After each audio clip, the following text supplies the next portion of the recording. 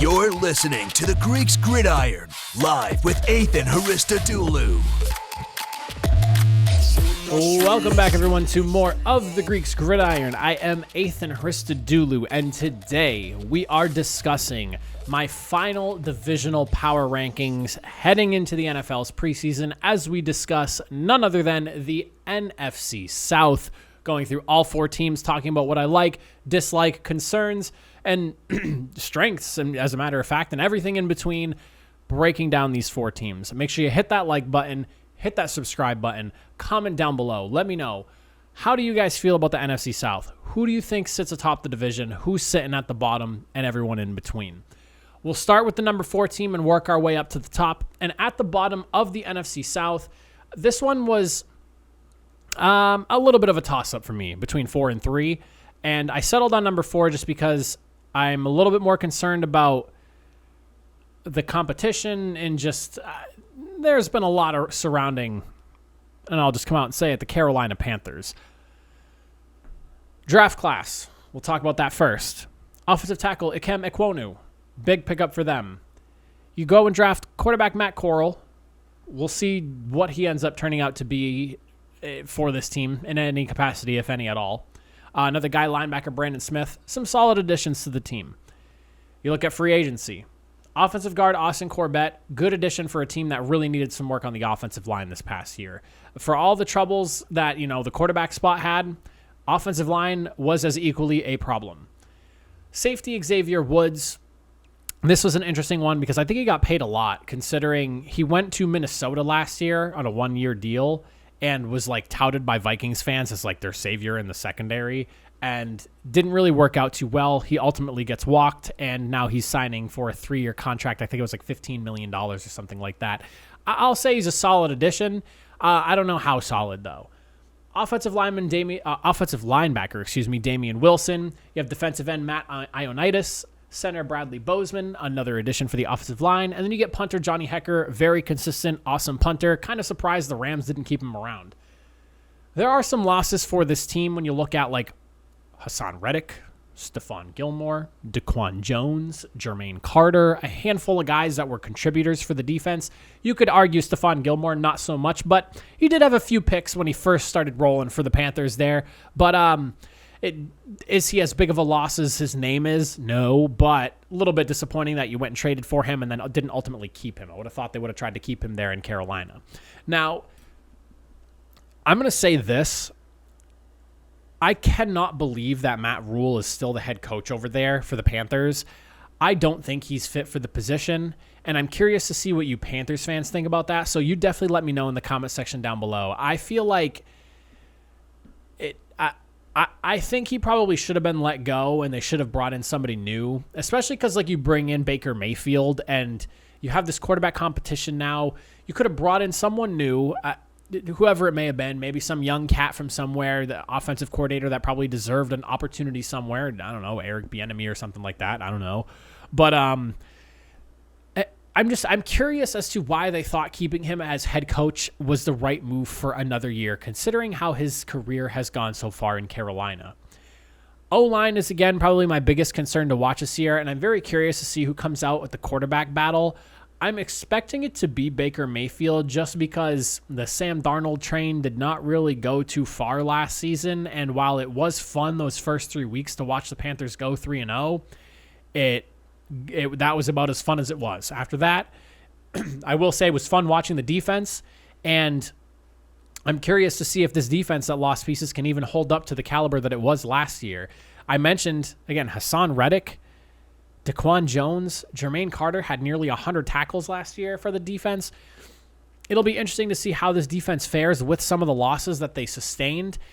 Not a ton of additions. I don't want to say not a ton of additions because there were some here and there, but this is a team that feels like they're kind of in a limbo season right now. I don't really know how to explain the Panthers. I put them as my number 4 team last year for this division, and I ultimately got it wrong because it ended up being the Falcons. But I would say that the Panthers are I don't know if you can say they're in a better spot than they were going into last season than they are this season. I hope Baker Mayfield can prove a lot of the doubters wrong because I think Baker Mayfield resurging in Carolina would be really, really good for the franchise. And I think the injuries he dealt with last year really kind of skewed the way people look at him. I don't think people understand how hurt he really was playing, and he should have shut it down ultimately. I think that probably would have been for the best interest of the team. But regardless, credit to him for wanting to play through that. Maturity issues aside, or concerns aside, I guess you should say, because I don't really know if the maturity issues are a real thing or not. It's just like rumors and stuff like that. If he can get back to being the quarterback he was a couple of years ago, this team's in a much better spot. But right now, I feel like I have a lot more questions than answers going into this season. And I do like the wide receiver room. And I really hope that Christian McCaffrey can come back and be the Christian McCaffrey that everyone knows he is when he's healthy. Injuries aside, probably one of the best backs in the league when he's healthy. But it's been a while since he's been that healthy, so we'll have to see. But there is good potential there, but I feel like I'm left with more questions than answers with this Panthers team. Coming in at number 3, we're looking at the Atlanta Falcons, right above the Carolina Panthers, and I would say not a ton really separates these two teams, because for all the things I liked about the Panthers, with like their defense being really good last year, and I'm curious to see if they can keep that up this year, Falcons defense last year was not good. And offense this year, question mark. Marcus Mariota, is he going to be the quarterback? Or is it going to be Desmond Ridder? I'm kind of hoping it's Desmond Ridder. I feel he was probably the most pro-ready quarterback out of all of the quarterbacks coming into this year's draft class. And if you're drafting him to be your guy and he's flashing early on, just roll with him. See what he can give you. At this point, if he doesn't end up working out, it's not like you spent a massive draft pick on him anyways. And is Marcus Mariota at this stage in his career really the guy for you over here in Atlanta? I don't really know. But I do like the additions of Drake London. I'm excited to see what he can do for them at the wide receiver position. Edge rusher Arnold Ebiketie is another guy. And linebacker Troy Anderson, someone who I liked going through the pre-draft process. He should be good for the middle of the field there in the Atlanta Falcons defense. I think that really it's just this team boils down to, can they mitigate the loss of Calvin Ridley, who is suspended now for a year because of the gambling stuff in November of last year? And can they plug up some of the holes that they have in this defense? As I'm talking about it, I could say that I'm a little bit worried and that I'm probably wrong on the Falcons being at the number 3 spot, especially when you consider, like, again, just how poor the defense was in Atlanta. But they have A.J. Terrell.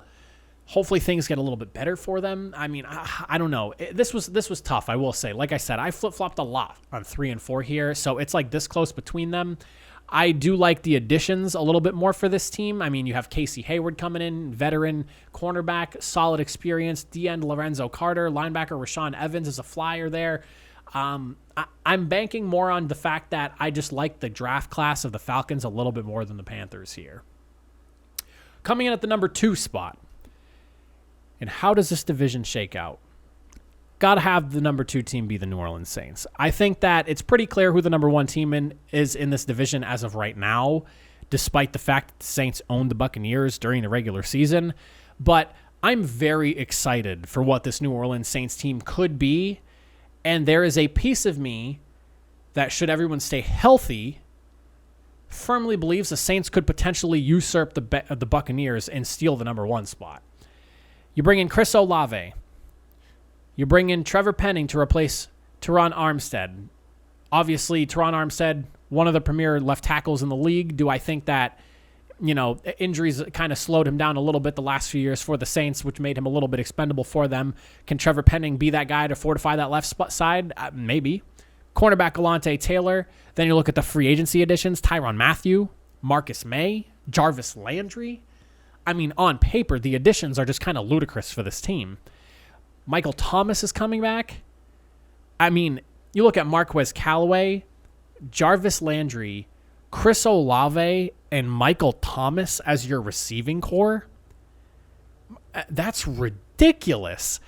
I mean, and then Jameis Winston is back, and I'm all for it. This Saints team was 5-2 when Jameis Winston was healthy. This is the same team that slapped the Packers in week 1 of last season. And if Jameis Winston doesn't go down, I don't know if the Buccaneers end up winning that division last year, because that Saints team was a problem. And beat the Buccaneers both times in the regular season, despite not having Jameis Winston in that second game. Defenses one of the best in the league. You bring in a leader like Tyrann Mathieu. You bring in Marcus May, who's going to play alongside Tyrann Mathieu. Marcus May is no slouch himself. I have a hard time betting against the Saints team, you guys. I really do. I think that this is a formidable unit from top to bottom. On paper, they have a case to be just as good as the Buccaneers. I would say you give the Buccaneers the edge because they have Tom Brady, but that's like the one, and I mean the wide receiver group over there, and we'll get into them in a second, is pretty ridiculous. But overall, this Saints team stacks up really well and has a proven track record of beating the Buccaneers. So it'll be interesting to see how the division shakes out, but I have them at number 2.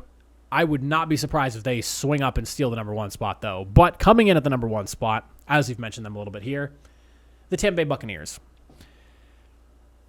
Tom Brady, no more Gronkowski, which kind of hurts, but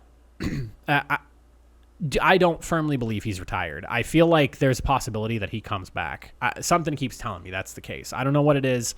I saw something from his girlfriend saying that she wouldn't be surprised if he came back, so kind of makes me feel like there's a possibility he comes back. But Tom Brady, there is no more Gronk. You have Julio Jones, who is going to be like wide receiver 3 for the team. Good luck to cornerback number 3. I don't care if he's not Julio Jones from the Super Bowl a handful of years ago, but you get Julio Jones lining up against number 3 cornerbacks. Good luck. You have Evans, Godwin, Russell Gage was added as well. Leonard Fournette returned. You drafted Rachaad White.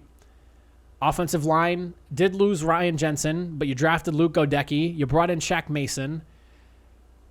That offense is stacked. You have the rest of the offensive line group already there. You don't have to worry about the rest of them. Tristan Wirfs over there on the right side. Offensive line is stacked. Wide receiver group is stacked. Tight end is really the only question mark here. You have Kyle Rudolph. We'll have to see what happens with that. But Cade Otton, another guy that they drafted as well. Offense is absolutely stacked, as it has been the last handful of years since Brady's gotten there. Then you look at the defensive side of the football. They've been a nightmare since before Brady even got there. They've continued to be really good. I have no doubt in my mind that it's going to continue to be a really good defense. That defense was very impressive the year they won the Super Bowl, and it was still pretty impressive this past season. I just have a hard time arguing against this Buccaneers team. You want to talk about retooling and reloading for another run at the Super Bowl? This ranking system would obviously have looked very different if Brady was not there, but he comes back from retirement and he's going to run the NFC South for one more year. The Saints really do have a shot to challenge them, if I'm being honest, just because on paper I think they stack up really well. And again, they have a track record of beating Tom Brady 4 times out of 5 games since he's gotten to Tampa Bay. The only loss was in that playoff game, and that game was close. Can this team outlast the Saints if they're healthy? I don't know. But on paper, you're being led by Tom Brady and company. Todd Bowles is the head coach now. Curious to see what kind of a wrinkle that adds into things. There was a lot of conversation about Bruce Arians kind of getting pushed out and Brady and him not having a great relationship. Very curious to see how the offense looks now, because I feel like it's really going to be the Brady show on the offensive side of the football, because Todd Bowles was really like, he's the defensive guy. So if you're just going to give like the offensive reign to Tom Brady, then good luck, everybody, because it's another year of Brady and the Bucs and an NFC favorite for the Super Bowl. Again, I don't know. I have a hard time arguing against them at the number 1 spot. But that is what I think of for the NFC South here. Buccaneers set at the top. The Carolina Panthers set at the bottom. The Falcons and then the Saints in between. Let me know what you guys think. I would love to hear your guys' opinion. I appreciate you all for watching. It's been fun doing all these divisional power rankings. If you have not checked out my other ones, make sure you do. If you stuck your way all the way through the end of this video, thank you. I will see you all next time. Have a good one.